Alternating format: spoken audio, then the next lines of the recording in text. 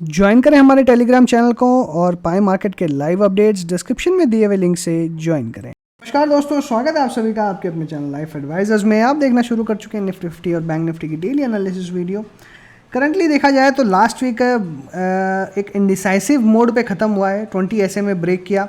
SMA break करने के बाद में इमीडिएटली ऊपर आने की कोशिश करी, लेकिन क्लोजिंग नहीं मिल पा रही है।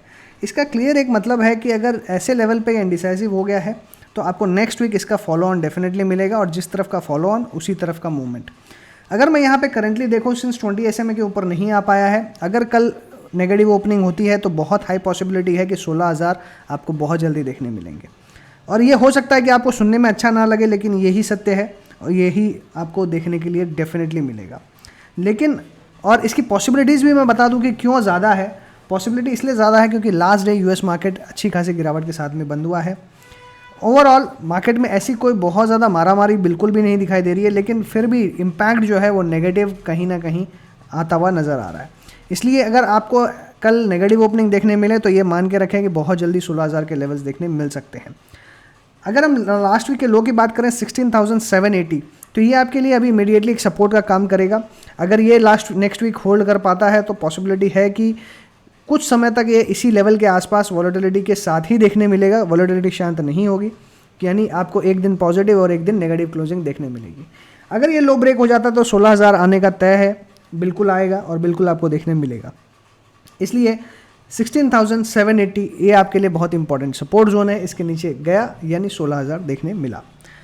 अब अगर कल मान लीजिए पॉजिटिव ओपनिंग होती है तो हाई प्रोबेबिलिटी है कि वापस से एक बार 17,800 17,600 आपको टेस्ट करते हुए दिखाई दे जाए, क्योंकि लॉन्ग पोजीशन अभी यहाँ पे अगर देखेंगे तो 17,900 के बाद में आपको फ्रेश लॉन्ग्स बनाने का मौका मिलेगा। लेकिन तब तक मुझे लगता है कि काफ़ी सारे स्टॉक्स में तेज़ी आ चुकी होगी। बॉटम फिशिंग आपने करी है, अगर अच्छे स्टॉक्स में करी है तो हो सकता है कि आपको फ़ायदा मिले, क्योंकि यहाँ से जब फॉल आएगा यानी 16,000 की तरफ जब वो मूव करेंगे तो मुझे लगता है कि अब बहुत ज़्यादा वैल्यूएशन एडजस्ट होना ऐसा नहीं बाकी रह गया है। कोई स्टॉक स्पेसिफिक या सेक्टर स्पेसिफिक ही गिरावट देखने मिलेगी। अगर मैं निफ्टी 50 के स्टॉक्स की बात करूं तो जो मैंने निफ्टी 50 के वीडियो में डिस्कस किया है स्टॉक्स के बारे में, वहाँ पे कम्प्लीटली एक सेल पोजीशन या इनडिसाइसिव मोड ही दिखाई दे रहा है। सेल की तरफ ज़्यादा है, इसलिए नेगेटिव ओपनिंग के होने के चांसेस ज़्यादा है। मान लीजिए पॉजिटिव ओपनिंग भी हो जाए तो जब तक आपको 17,000 का अगर आप ये देखेंगे कि 17,200 यानी आज की जो लास्ट डे की जो क्लोजिंग है इसके ऊपर अगर नहीं टिके तो बड़ी दिक्कत खड़ी हो सकती है। इसलिए आपको ये कम्प्लीटली एग्री करना पड़ेगा कि जब तक 17,300 के ऊपर में डिसाइसिव क्लोजिंग नहीं होती है, 17,600 और 800 के सपने नहीं देखने हैं। और वहीं पे अगर 16,780 ब्रेक होता है तो 16,000 आपको ज़रूर देखने मिलेगा। तो काफ़ी डिफिकल्ट नेक्स्ट वीक रहने वाला है। फिर से एक बहुत ज़बरदस्त वोलेटाइल हफ्ता आपको देखने मिल सकता है।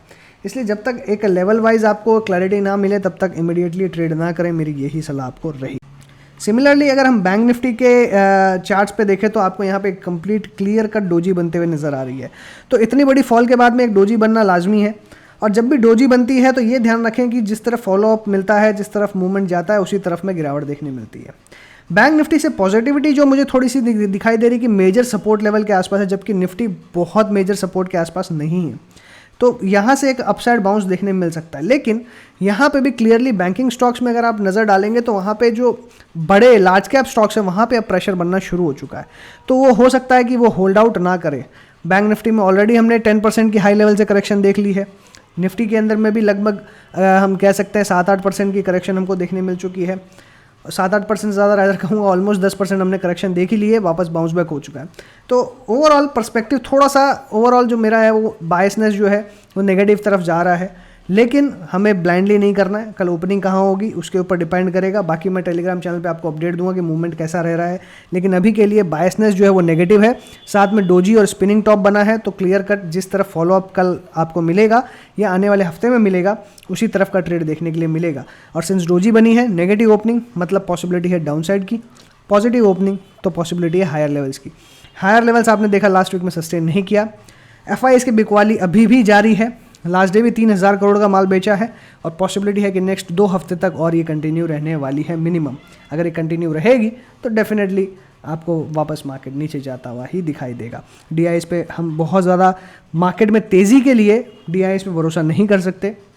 वो सिर्फ मार्केट को होल्ड आउट करने का या लोअर लेवल्स पे बाई करने का ही सिर्फ काम करते हैं। और मैंने आपको पहले भी बताया है, अगर DIIs बाई कर रहे हैं तो हमारे लिए भी बाइंग की अच्छी अपॉर्चुनिटी दिखाई दे रही है, क्योंकि DIIs हमारे पैसे म्यूचुअल फंड वाले, इंश्योरेंस वाले ही लगा रहे हैं। तो अगर वो बाय कर रहे हैं तो डायरेक्टली अगर हम इक्विटीज़ में हैं तो हम भी बाय कर सकते हैं। तो हमें फोकस करना है बाइंग पे, क्वालिटी स्टॉक्स पे। चलिए आ जाते हैं डेली चार्ट्स पे। और डेली चार्ट्स में अगर हम निफ्टी में देखें तो एक अच्छी तेज़ी मिली, डोजीज़ के बाद में एक रिवर्सल मिला, लेकिन इमीडिएटली रिवर्सल का कोई फॉलोअप नहीं आया और इमीडिएटली डार्क क्लाउड कवर बनते हुए नज़र आ रहा है। अगर मैं इसे जूम आउट करूं तो आप क्लियरली देख पाएंगे 100 डे SMA के ऊपर में टिकने की कोशिश ज़रूर करा क्लोजिंग बेसिस पे। तो पॉसिबिलिटी है कि यहाँ से कोई भी फॉल सीधा 16,720 यानी 16,000 आपको क्लियरली 16,780 के आसपास यानी इस लो के आसपास लेके आ सकती है। और ये लो के आसपास आने का मतलब है पॉसिबिलिटी है कि फिर से शार्प फॉल या फिर यहाँ पे डबल बॉटम बना के इमीडिएटली अपसाइड। तो अब ये देखना है कि ये किस तरीके से फॉर्म होता है और 17,780 के आसपास आता है तो क्या ये डबल बॉटम बनाता है कि नहीं। अगर डबल बॉटम बना के जाएगा तो हम एग्रेसिव बाय करेंगे और अगर नहीं जाएगा तो हम कोई बाय नहीं करेंगे। फिलहाल के लिए कल के अगर हम लेवल्स की बात करें तो काफ़ी बेयरिश आपको देखने मिल सकता है जब हम OI डिस्कस करेंगे। नेट में F&O में भी सेलिंग है FIIs की, तो जो ओवरऑल सेंटीमेंट निकल के आ रहा है वो काफ़ी नेगेटिव है FIIs का, यानी बिकवाली का प्रेशर अभी भी बना हुआ रहेगा।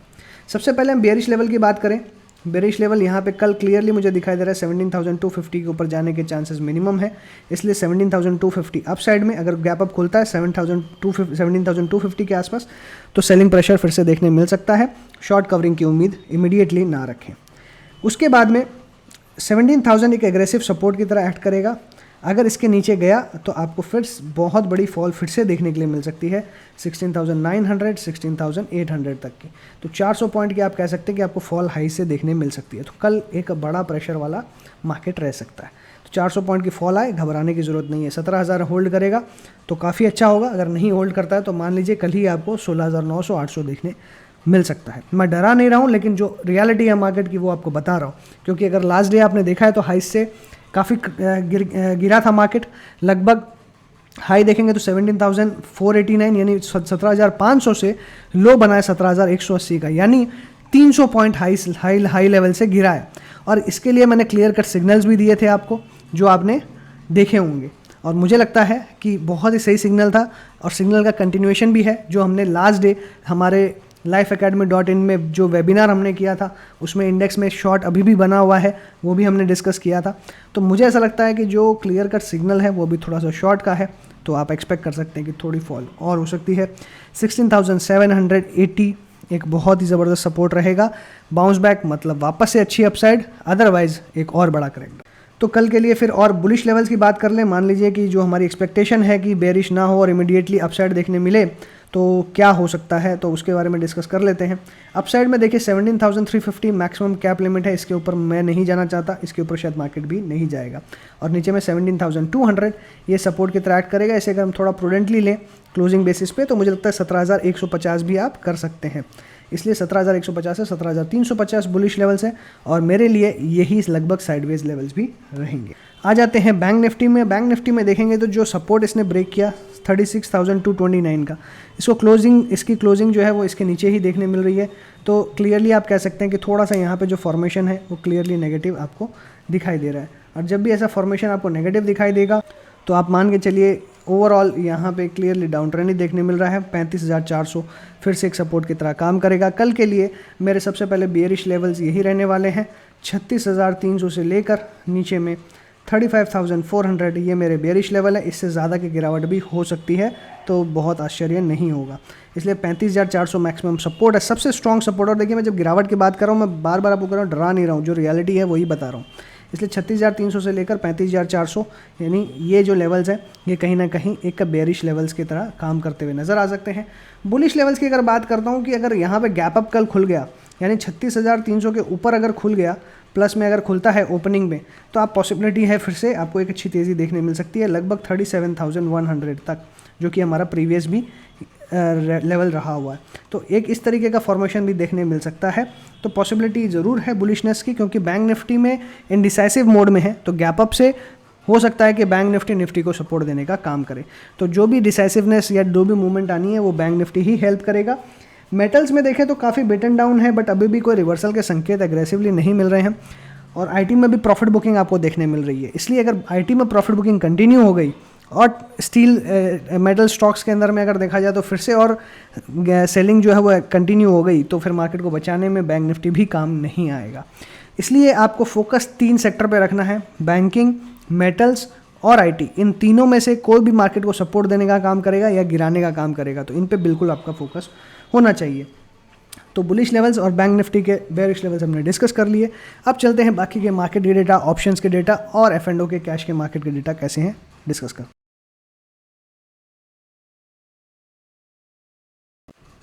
बात करें अगर निफ्टी के ऑप्शन ओपन इंटरेस्ट की, तो क्लियरली आपको देखने मिलेगा नीचे में पुट में अनवाइंडिंग देखने मिल रही है, यानी लॉन्ग जो थे वो कल कटते हुए नजर आए, यानी सैटरडे को। ऊपर में अगर देखा जाए तो एग्रेसिवली शॉर्ट्स बन रहे 17,500 और 400 पे, तो कहीं ना कहीं ये जो चीज़ है ये काफ़ी अच्छी है कि शॉर्ट्स ऊपर की तरफ बन रहे हैं, नीचे की तरफ इमीडिएट शॉर्ट्स नहीं बने। यानी एक बाउंस बैक की जो पॉसिबिलिटी है 17,300 की वो हो सकती है, लेकिन ध्यान रहे फिर से 17,300 से गिरावट हो सकती है। तो थोड़ा सा कल ट्रिकी अगर हम कहें तो दिन देखने के लिए मिल सकता है। तो बाकी मैं चैनल पर आपको अपडेट करता रहूँगा, तो चिंता ना करें। टेलीग्राम चैनल अगर ज्वाइन नहीं किया तो डिस्क्रिप्शन बॉक्स में लिंक दी, वहाँ से ज्वाइन कर ले। बाकी काफ़ी ट्रिकी दिन रहने वाला है, डेफिनेटली ये दिखाई दे रहा है। और वहीं पे अगर हम क्यूमुलेटिव ओपन इंटरेस्ट की बात करें तो क्यूमुलेटिवली भी आप देख सकते हो कि क्यूमुलेटिवली जिस तरीके का फॉर्मेशन यहाँ पे बना है वो क्लियरली डिफाइन कर रहा है कि यहाँ पे कोई भी नीचे में इमीडिएट सपोर्ट नहीं है और एग्रेसिवली ऊपर में शॉर्ट्स है। तो मार्केट के ऊपर जाने के चांसेस तो काफ़ी नील दिखाई दे रहे हैं, लेकिन कल एक बहुत ज़बरदस्त डिसाइसिव डे होने वाला है। इसके बाद में आपको एक clear cut crystal clear levels देखने मिल सकते। वहीं अगर हम बैंक निफ्टी के ऑप्शन चेन की बात करें तो यहाँ पे आपको देखने मिलेगा कि हमारा क्लोजिंग का लेवल लगभग 36,000 का था। इसी के आसपास फाइटिंग लेवल्स हैं, 36,500, 37,000 पे अच्छे शॉर्ट्स बन रहे हैं, नीचे में 35,500 के आसपास लॉन्ग्स बन रहे हैं, यानी दोनों तरफ की फाइटिंग क्लियर दिखाई दे रही है। और उम्मीद है कि आपको जो इंडिसाइसिवनेस देखने मिली है वो इसी के कारण, क्योंकि लॉन्ग्स भी बने हैं, शॉर्ट्स भी बने हैं।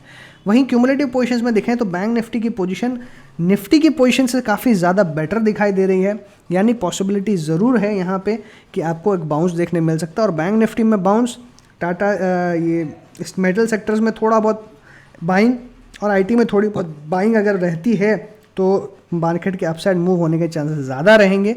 इसलिए कल बहुत ही शानदार और ट्रिकी दिन रहने वाला है, ये क्लियरली दिखाई दे रहा है।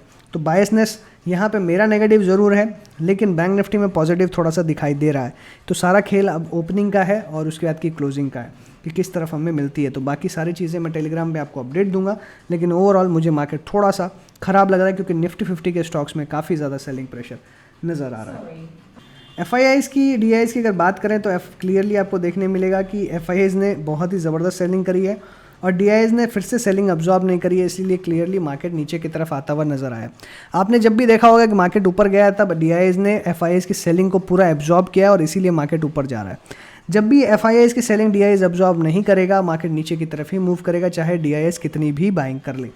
वो बिना सारी की सारी सेलिंग अब्जॉर्ब किए बिना मार्केट को ऊपर पुश नहीं कर सकता, ये क्लियर है। FIIs के अगर F&O डेटा की बात करें तो फाइनली अगर आप यहाँ देखेंगे तो फ्यूचर्स में, इंडेक्स फ्यूचर्स में इन्होंने शॉर्ट्स बनाया है और साथ में 517 करोड़ का इंडेक्स ऑप्शंस में बाइंग करी है। वहीं स्टॉक फ्यूचर्स में इन्होंने बाइंग करी है। तो ओवरऑल पोजीशन जो है वो इन्होंने स्टॉक फ्यूचर से यहाँ पे कुछ शॉर्ट कवरिंग आपको देखने मिल रही होगी और यहाँ पे fresh short built up last day इन्होंने करके गए हैं। यानी ये जब भी शॉर्ट बिल्टअप करते हैं तो उसको इन्हें, सिंस ये FIIs है तो इन्हें बाहर के मार्केट में ये क्या करने वाले हैं इनका प्रीडिटरमाइंड रहता है, ठीक है। यानी US मार्केट्स या यूरोप मार्केट्स में जो भी इन्वेस्टर्स हैं वो क्या करने वाले हैं इन्हें आइडिया है, क्योंकि ये खुद ही वहाँ के इन्वेस्टर्स हैं। तो डेफिनेटली अगर यहाँ सेल कर रहे हैं तो वहाँ पे भी मार्केट गिरते हुए नज़र आई है। इसलिए पॉसिबिलिटी है कि मंडे को भी एक गैप डाउन हो सकता है। और FII के डेटा हमेशा स्ट्रांग होते हैं, मैंने पहले भी कहा हुआ है, इसलिए क्लियर कट डायरेक्शनल बिकवाली ज़रूर दिख रही है। स्टॉक फ्यूचर्स में शॉर्ट कवरिंग कह सकते हैं। ओवरऑल F&O से डेटा नेगेटिव है, कैश से डेटा नेगेटिव है, DIs पॉजिटिव ही है, लेकिन वो सेलिंग अब्जॉर्ब करेंगे कि नहीं करेंगे उस पर डिपेंड करता है कि मार्केट ऊपर जाएगा या नीचे। इसलिए इनिशियली हो सकता है कि हर बार हम देखते हैं कि गैप अप खुलता है उसके बाद में नीचे जाता है, तो ऐसा डेफिनेटली हो सकता है। तो हमें अभी कोई भी ट्रैप में नहीं आना है। आशा करता हूँ वीडियो आपको पसंद आई होगी। वीडियो अगर पसंद आई है तो वीडियो को लाइक कर दीजिएगा, दोस्तों के साथ शेयर करें। और इसी के साथ यहीं पे मैं अपनी बात को वाइंड अप करूँगा। Thanks for watching again. Happy trading, happy investing.